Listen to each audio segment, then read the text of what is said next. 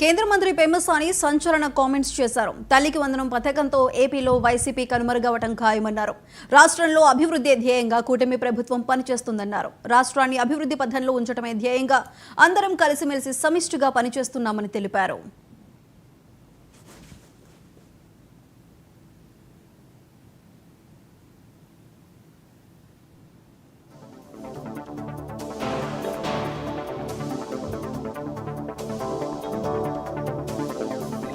Bridge కట్టిన తర్వాత వర్షాలు పడ్డప్పుడు కొంచెం డ్రైనేజ్ ఇష్యూస్ ఉన్నాయి.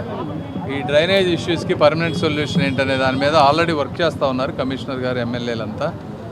రైల్వే వాళ్ళు దాని నుంచి ఒక అవుట్లెట్ ఇస్తూ ఉన్నారు, 4 నెలలు పడుతుంది అంటున్నారు. అది కాకుండా ఇంకోటి ఇక్కడి నుంచి కూడా ఈ బొంగరాలపేట నుంచి వచ్చేదానికి కూడా ఇంకోటి ఎక్స్ట్రా డ్రైన్ తీసుకుంటే రెండు అక్కడికి క్లాగ్ అవ్వకుండా బాగుంటుందనే ఉద్దేశంతో చూస్తూ ఉన్నాం.